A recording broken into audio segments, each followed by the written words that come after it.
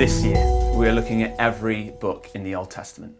All the details and resources about this are online at goldhill.org/GGP. This week, we come to the book of Isaiah. Isaiah is a prophet who God uses to speak to the Israelites on the brink of exile about the promise of salvation.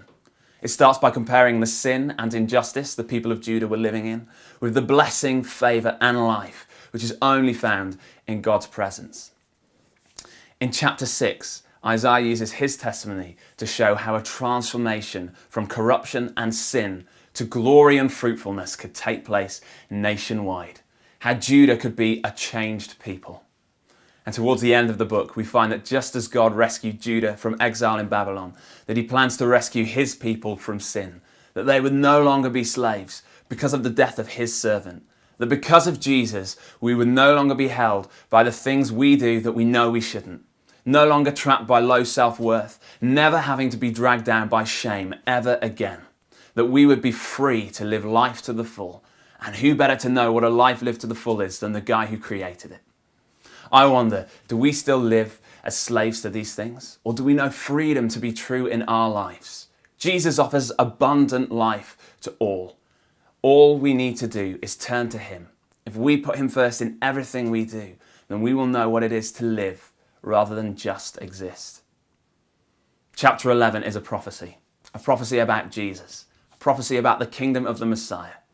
Isaiah is saying to the people, why would you trust in other nations when God is so much stronger and his plans are so much better?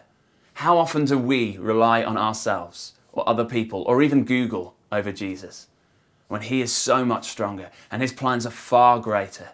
He is Lord over all things. When he died, he conquered the world. All the things we face and struggle, all the things which we have to deal with come from the world.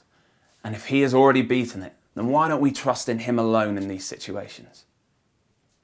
In chapter 53, verse 6, it says, all we like sheep have gone astray.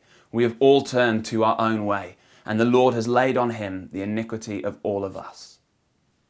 We have all walked away from God and tried to live our own ways. Yet God chooses, he isn't forced to, he willingly chooses to put our pain on himself and die that we could live. And we can live if we say yes. If you want to explore this further, we'd love for you to join us on Sunday for our services at Gold Hill. We've got one at 9 a.m. and one at 11 a.m. and one at 8 p.m. Come and join us there.